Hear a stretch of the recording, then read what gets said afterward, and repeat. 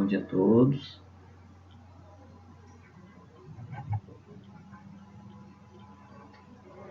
Espero que tudo bem. Espero que a pandemia não esteja... De cor? Não, tá bom essa cor aqui. Espero que a pandemia não esteja se agravando aí novamente, porque aqui na região metropolitana está. A cidade do Rio já está com quase 100%.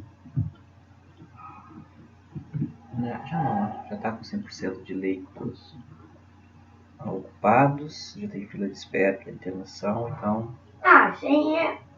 Sem é pouco. Comparado Não, mas é 100%, 100% é tudo. Não. Então é ruim as coisas. Mas... Tá espalhando de novo, velho. Pra caraca, né? Tá, pra caraca. Eu espero que vocês se cuidem, né? Mantenham os cuidados e também cuidem, né, dos seus, porque quando a gente se cuida, cuidamos de todos que vivem com a gente. Tá? E pode ser que a doença não atinja você de modo severo, porém você pode ser um vetor de transmissão para outra pessoa e essa outra pessoa sofrer com a doença. Né? Então, por isso que cuidar de si é cuidar de quem está próximo da gente também, tá bom?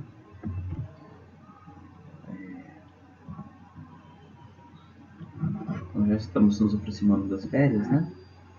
Férias de verdade. E vamos ver como é que fica para o próximo ano. Tá? Ainda há ninguém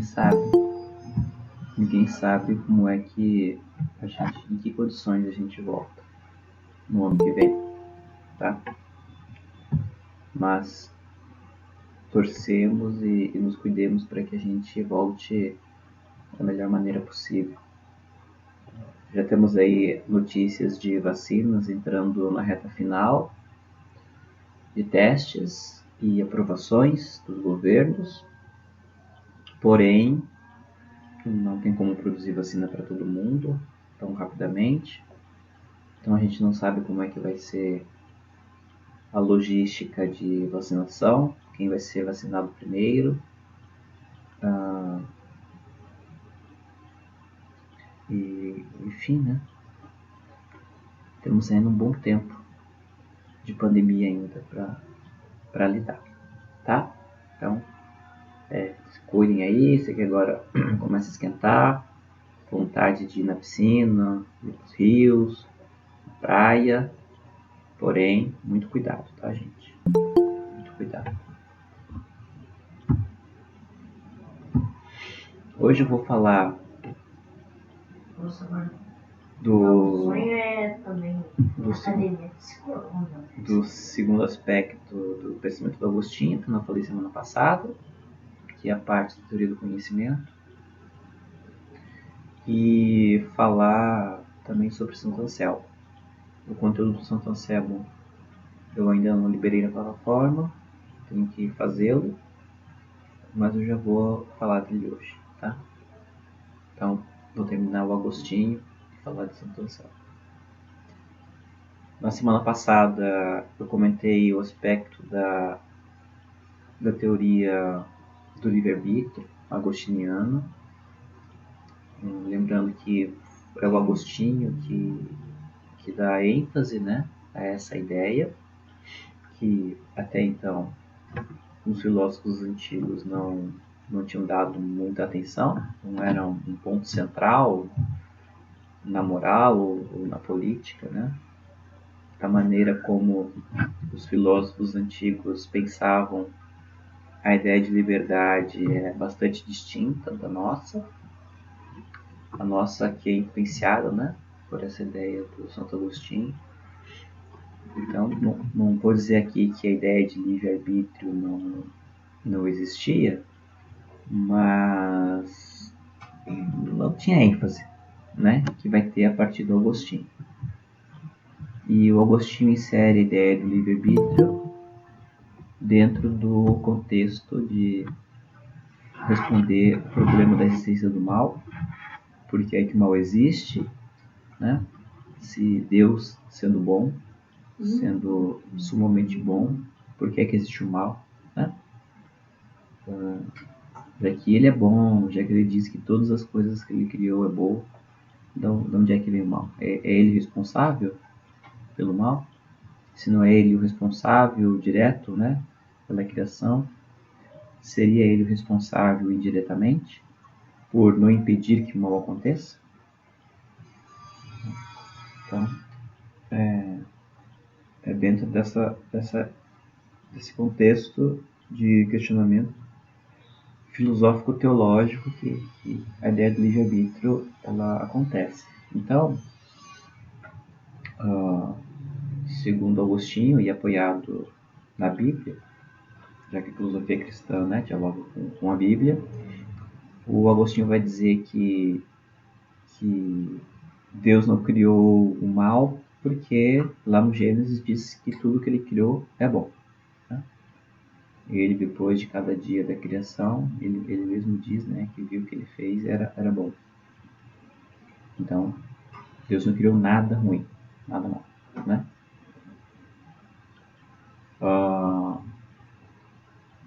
Dentro da criação humana, da criação divina, Deus criou a humanidade e, distintamente do restante da criação, nós humanos somos a imagem e semelhança de Deus. Isso significa que nós compartilhamos com Deus algumas características dele. No caso, seriam a ideia de justiça, conhecimento, o amor e a justiça. Então nós, dentre toda a criação divina, nós somos os únicos que compartilhamos desses atributos. Né? Isso não nos faz semideuses, né? De modo algum. Tá? Nos faz apenas compartilhar com algumas características dele, de Deus. As características que a gente não compartilha é a onipresença, a onisciência, a onipotência e a eternidade. Essas características são exclusivamente divinas e é por isso mesmo que ele é Deus e nós não.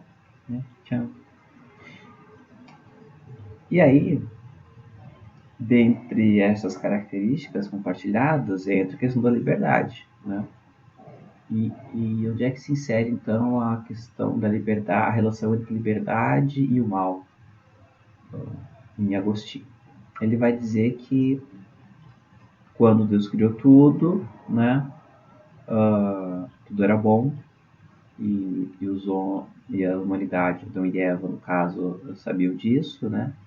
E Adão e Eva usufruíam tanto das coisas boas da criação, como usufruíam do bem, que era estar na presença de Deus. Diz lá em Gênesis que Deus sempre ia visitar Adão e Eva, né? Ia lá comentar, né, o episódio da série, tomar um chá, um café, né? Enfim, se encontrava. No entanto, acontece que a humanidade começou a se relacionar mais com a criação do que com o Criador. Né? E aí, nessa escolha de optar conhecer mais a criação do que o Criador, a humanidade acabou se afastando de Deus. E as consequências desse afastamento de Deus é o que a gente chama de mal. Então o Agostinho vai dizer que o mal não existe enquanto coisa. Não existe o mal. A essência mal, né? Um ser mal, uma força mal. Não existe o mal enquanto coisa, enquanto realidade. Tá?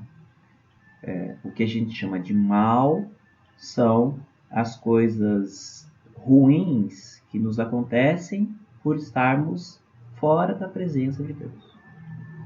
E por gostarmos, adorarmos, louvarmos mais a criação do que o Criador. Tá? Então, Deus não pode ser culpado pela existência do mal simplesmente porque o mal não existe. Tá? Deus também não pode ser responsabilizado pelos humanos terem se afastado dele, porque os humanos escolheram por si mesmos esse afastamento. No caso dos humanos não, porque eu não escolhi, né? Foi Adão e Eva. Segundo a Bíblia, a gente herda, né, essa escolha de Adão e Eva. Mas, enfim, né? Agora a gente teria a escolha de voltar, né? Então, ainda que a gente não escolha se afastar de Deus, porque a gente está afastado já, a nossa escolha agora é a escolha de se aproximar de Deus, né? É isso. Então, é isso. Né? E é claro, obviamente, que porque nos afastamos de Deus, todas as nossas escolhas também, elas acabam sendo escolhas que não levam em conta o bem, né? Já que nós estamos aí todos mergulhados na busca pelo que é bom e não pelo bem. E aí o nosso livre-arbítrio também, ele está estragado, digamos assim, porque a gente não tem noção, né, exata do que é o bem.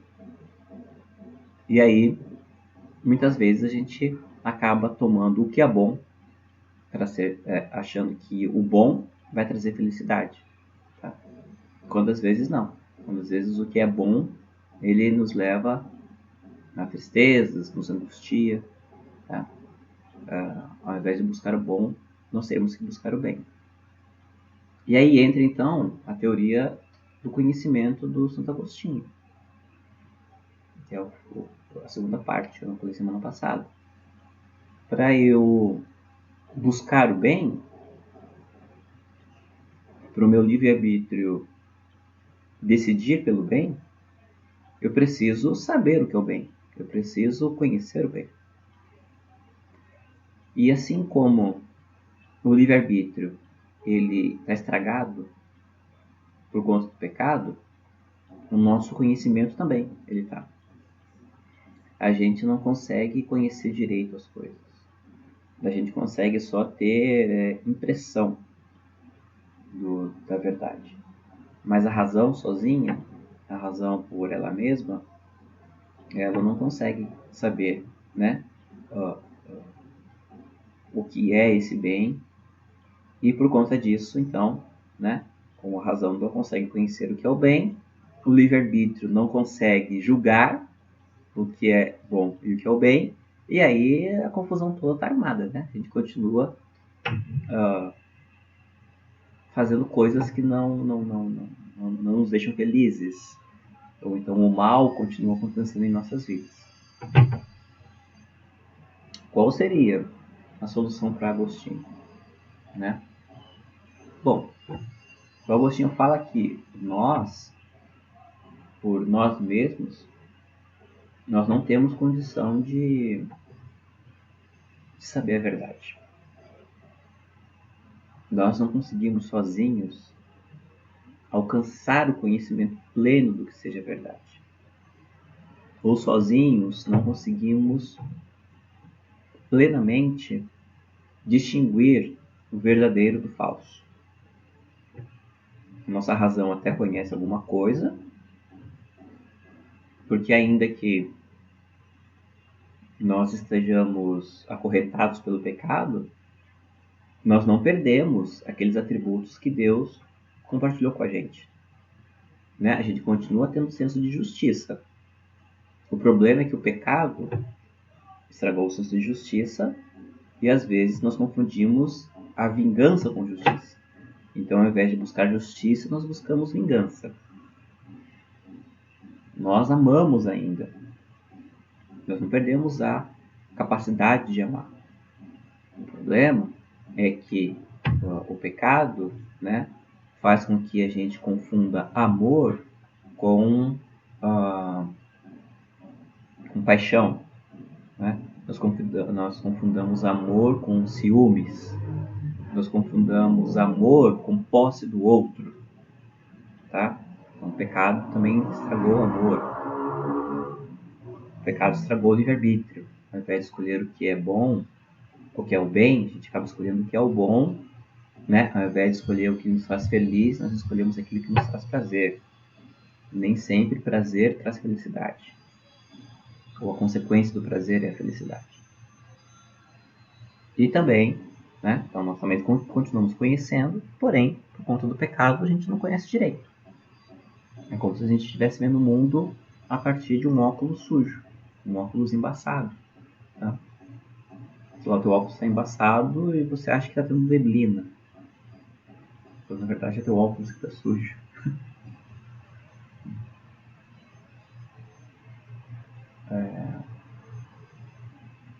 Esses dias, né, tava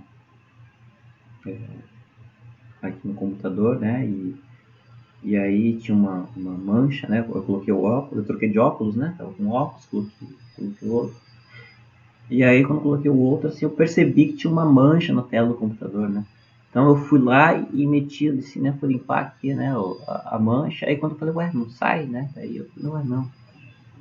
Eu vi, é óculos, né, o óculos tá sujo. Então, às vezes não é você que não está enxergando direito, né? Você está com o teu problema ocular, ele tá bom, o teu óculos só tá sujo, tá riscado, né? Quem usa óculos sabe que um óculos riscado faz com que a gente não enxergue direito as coisas. Então, esse é o problema, nossa razão está estragada. O que o Agostinho vai dizer? Uai, a gente precisa de ajuda divina para conhecer. Sozinhos a gente não conhece. Né? Se Deus não ilumina nossa mente, nós não temos condição de saber o que é verdade. A nossa razão, ela tateia, né? Ela vai tateando o conhecimento. Mas quem tateia não consegue conhecer tudo. Tem um conto chinês, né? Dos cegos. Dos cegos que vão conhecer, né, um elefante. Então, um cego toca na pata do elefante, né? Diz, isso aqui é uma coluna, né?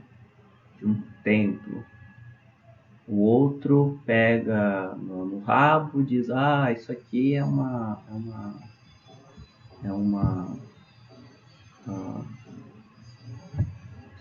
cabelo, né? Deixa eu pegar aqui direitinho para vocês. Parábola dos cegos e elefante. Então, a nossa razão é mais ou menos como essa parábola aqui, ó. Um grupo de cegos ouviu dizer que um animal estranho, chamado elefante, havia sido trazido para a cidade. Mas nenhum deles estava ciente de sua configuração e forma. Quanto ao...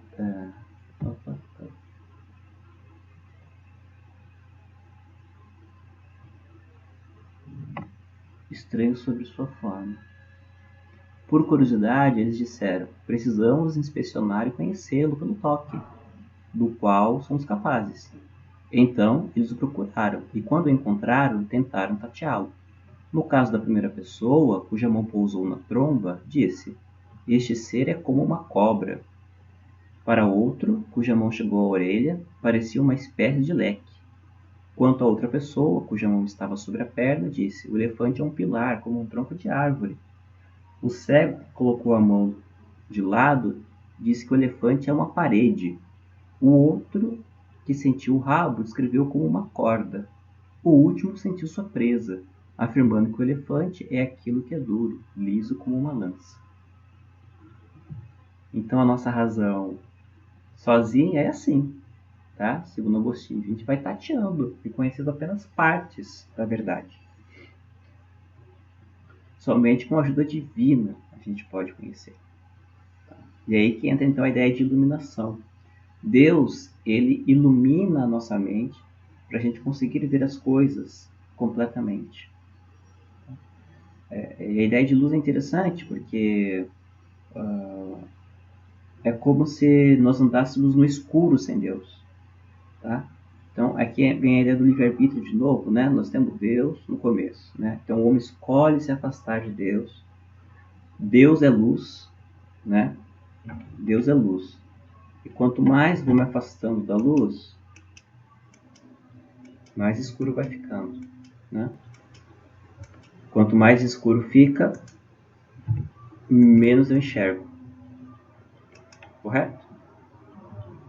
Então, à medida que eu vou me aproximando de Deus, eu vou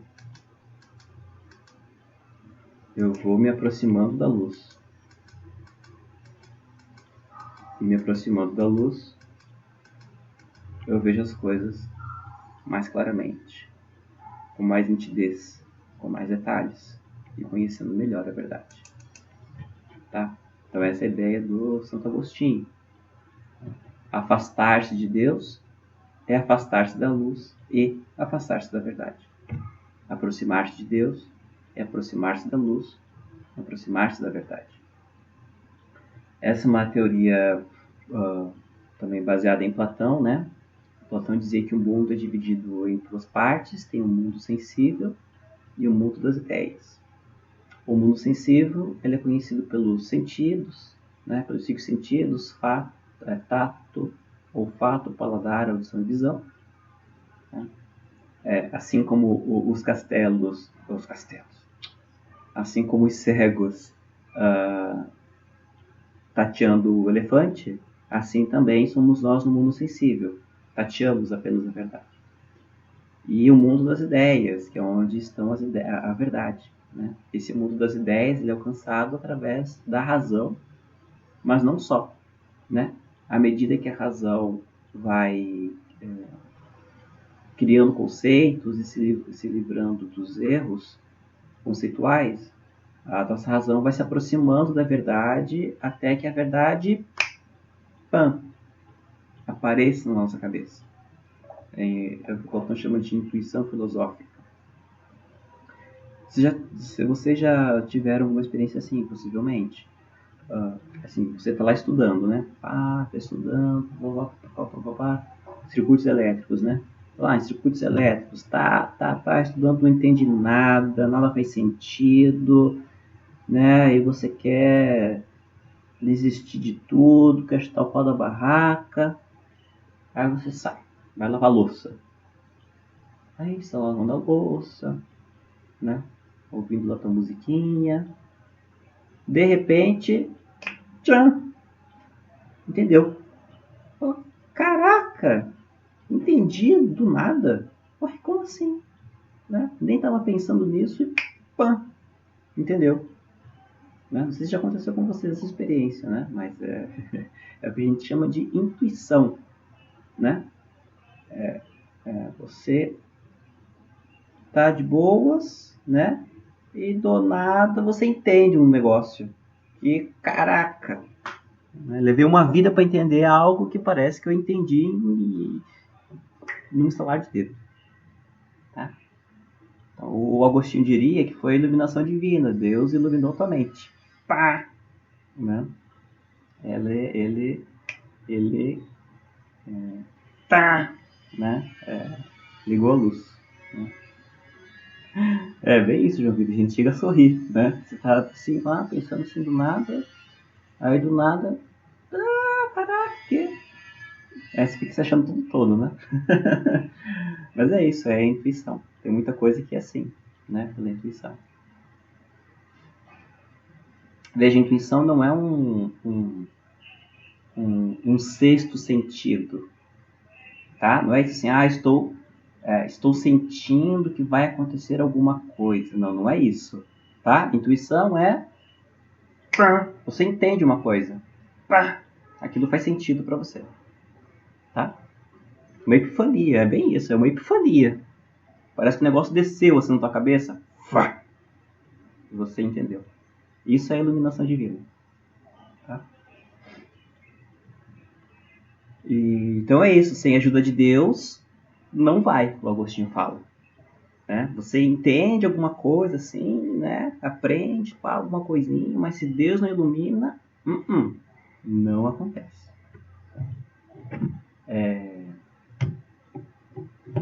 Acho que circuitos elétricos, né, exige muito, né, a iluminação divina, né?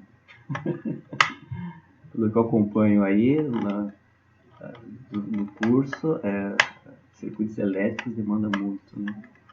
É só Deus mesmo para fazer o negócio acontecer.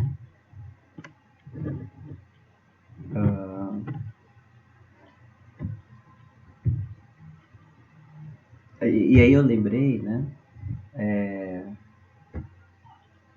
Mas veja, isso é muito importante, gente. Né? Não vão vender a alma para o diabo para poder passar em circuitos elétricos, né? Porque o diabo não ilumina nada. O diabo é treva. Tá bom? O diabo é treva, o diabo é enganador. Então não vai vender a alma, tá bom, Gabriel? Não vai vender a alma pro diabo, vai esperar que Deus ilumine a mente. Não vai fazer gato também, né? Gato pra acender a luz, não. Tem que ser certinho, não. Tem que pagar a conta da luz certinho pra Deus. Enfim. É interessante essa ideia, né? Do conhecimento como luz, né?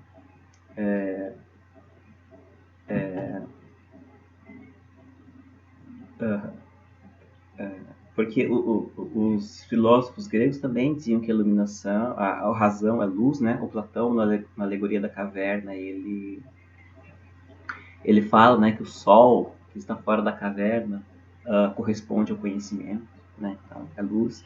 Os iluministas, né? Não sei se vocês já estudaram iluminismo em história, mas a corrente chamada iluminismo é a ideia que a razão vai iluminar a vida humana, né, para a gente alcançar a felicidade, em contraponto à Idade Média, que é a Idade das Trevas, né, e da crendice. E também no budismo, né, no budismo diz que a natureza primordial da mente é a luminosidade. A mente, na sua natureza própria, né, ela é pura luz. E aí, então, por isso, tanto que o Buda, né? O Buda significa o iluminado. Então, o Buda não é um deus no budismo, né? O Buda é uma pessoa, no caso, o Siddhartha Gautama, né? Que seria o Buda da nossa era, digamos assim, né? Porque existiram vários Budas, né? Na história do budismo existem vários e vários e vários Budas, né? E continua existindo vários e vários Budas. Mas no caso, o nosso Buda que ensina as coisas para nós, na nossa época humana, é o Siddhartha. Então, o Buda é o iluminado. E ele é o iluminado por quê? Porque ele conheceu essa natureza luminosa da mente. E aí, conhecendo essa natureza luminosa da mente, nós somos capazes, então, de superar o sofrimento, que é causado por três venenos, que eles chamam, né? 3 venenos da mente. Que é o apego, você se apegar a alguma coisa, que é o ódio, que é você repelir as coisas, e o egoísmo, né? Que é a prática da não compaixão. Então esses são os 3 venenos da alma, né? Então somente a natureza luminosa da mente, somente quando você encontra essa luz da mente, você consegue perceber essas outras manifestações da mente que criam realidades e essas realidades causam sofrimento, né? Então, o apego é uma manifestação da mente que gera ação nossa e essas ações trazem sofrimento. O ódio é uma manifestação da mente que faz com que a gente pratique ações que tragam sofrimento. O egoísmo é uma manifestação da mente que leva a que a gente haja de uma determinada maneira que traz sofrimento para a gente. Tá? Então, se livrar do samsara, né, que é alcançar o nirvana, né? O que é alcançar o nirvana no budismo? É justamente você alcançar essa natureza luminosa da mente E aí você então consegue perceber as armadilhas que a tua mente cria, né? E superar o sofrimento. Essa é a grande ideia assim, do budismo, digamos. Né? Mas é isso, é luz, né? Também. A mente é luz, conhecimento é luz. Muito legal. Então é isso, essa teoria do Agostinho, né? Do conhecimento. Sem Deus, a gente não conhece plenamente. Tá? A gente precisa que Deus ligue a luz para a gente conhecer direito, conhecer bem. Todo o resto é apenas tato, né? Nós somos apenas mais um daqueles cegos que estão tentando descrever o que é o elefante, apenas tocando em pequenas partes dele. Tá? Ok, deu para pegar aí o Santo Agostinho? Deu para pegar a ideia? É meio ruim assim falar por aqui porque não dá para ver a reação de vocês, né? Se deu para entender ou não, porque na sala de aula, né, olhando pelas expressões de vocês, dá para perceber, né, se está esquisito demais ou não. Por aqui eu só fico vendo foto. É esquisito.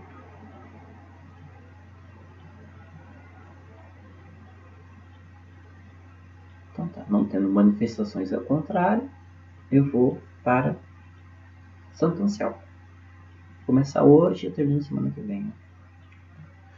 Santo Anselmo é um filósofo da Idade Média que se dedicou à lógica, né?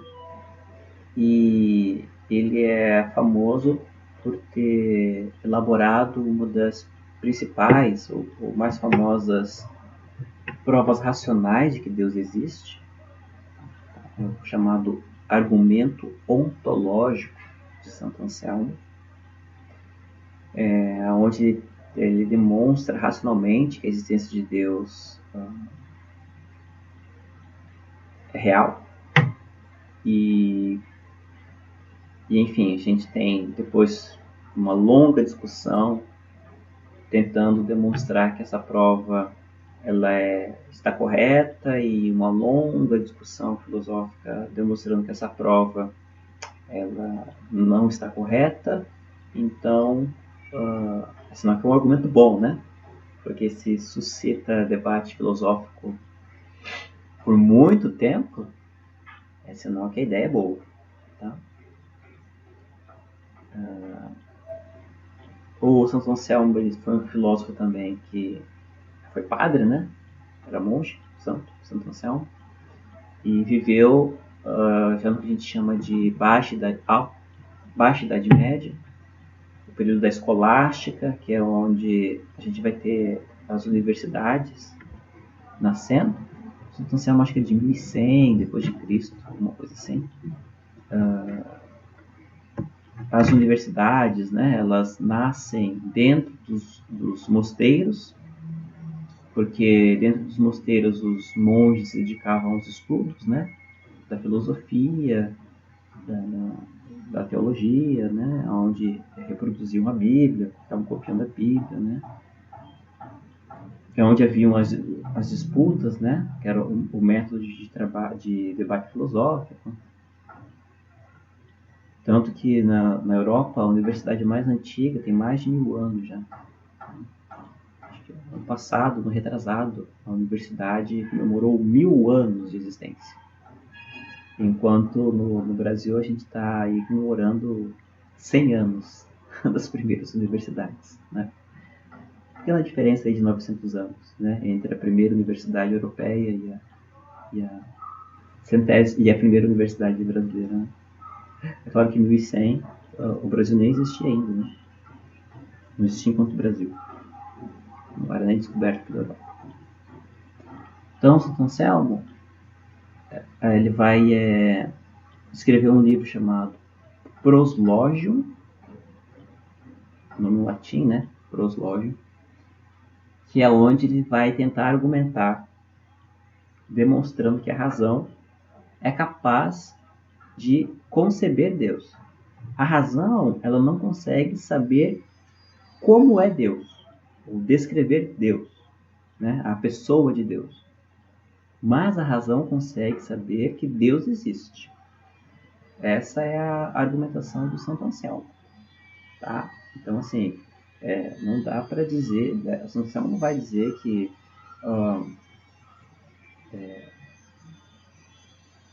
falar das qualidades divinas, o que Deus pretende, ou se Deus é loiro, é moreno, se Deus é homem ou mulher. Não, a razão não consegue fazer essas coisas, tá?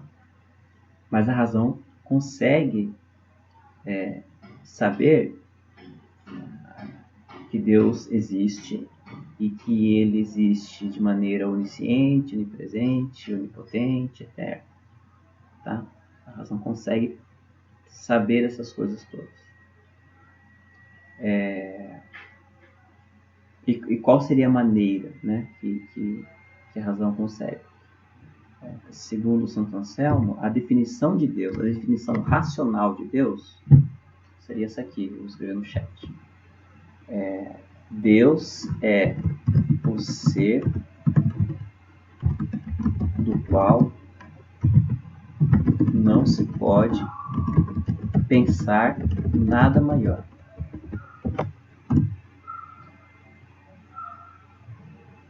Essa é a definição de Deus racional, né? Se a gente perguntar para a razão o que é Deus, a razão vai dizer: Deus é o ser do qual não se pode pensar nada maior. O que ele quer dizer com isso? Nós olhamos para a realidade, para a nossa realidade. E a realidade, ela sempre parece incompleta para a gente. Sempre falta algo. Por melhor que as coisas sejam, por mais perfeito é ótimo, né? Mas por mais perfeita que as coisas pareçam ser, elas não são. Parece que sempre falta algo. E justamente este faltar algo é o que caracteriza a imperfeição. Porque perfeito é aquilo que é completo, é aquilo que se basta, é aquilo que não precisa de mais nada, porque já contempla tudo. Isso é perfeito.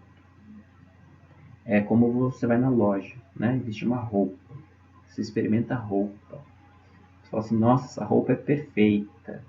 O que você quer dizer com isso?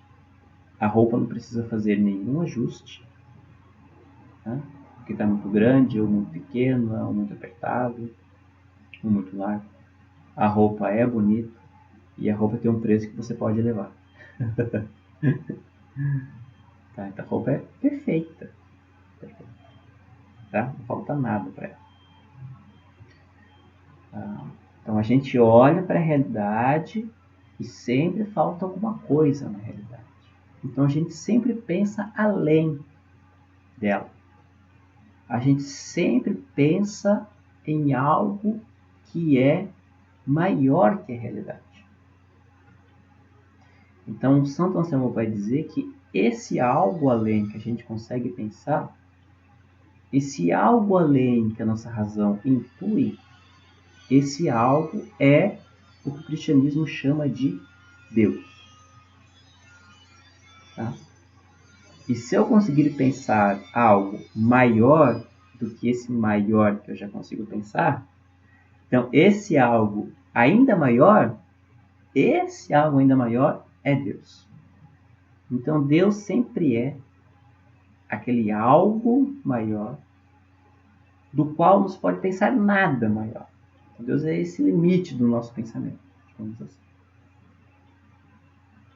Só que esse maior pensamento de todos não pode ser apenas um pensamento para ser perfeito, né? Porque se for apenas pensamento, falta uma qualidade, que é a qualidade da existência. Então, só me é possível pensar em algo perfeito Porque esse perfeito existe. Tá? Se esse algo perfeito não existisse, eu não conseguiria pensar. E se esse algo perfeito não existisse, não seria perfeito, porque não existiria. Não existindo, falta alguma coisa. Então, assim, vamos pensar aqui no unicórnio. Nossa, o unicórnio é quase perfeito. Ele tem um chifre aqui no meio, ele tem asa, ele solta raio de arco-íris, ele é carinhoso, ele é fofinho. Só tem um problema. O unicórnio não existe. Poxa vida, né? Quando eu namorar, eu tenho certeza que vai ser a pessoa perfeita, né? Vai ser a pessoa quase perfeita quando eu namorar.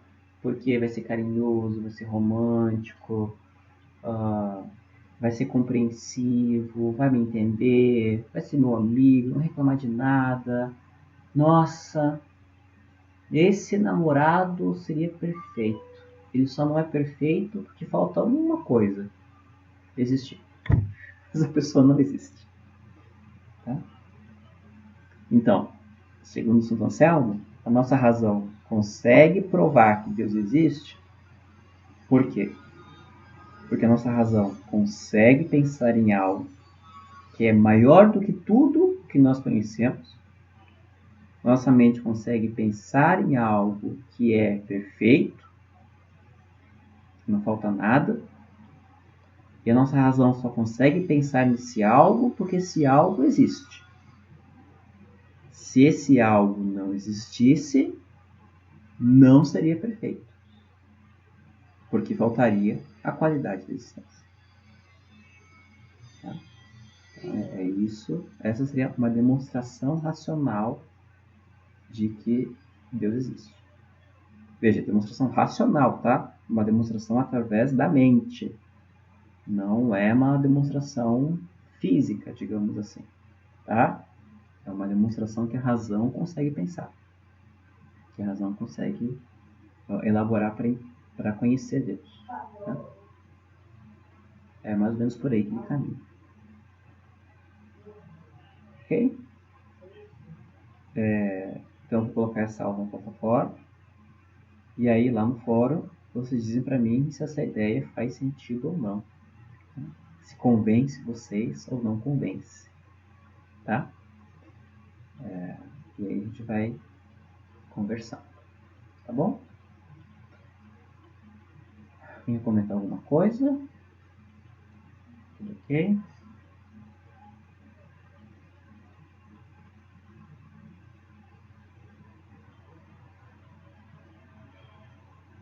Então tá. Então a gente fica por aqui. Semana que vem a gente se encontra. Se cuidem. O coronavírus continua aí. Fiquem bem.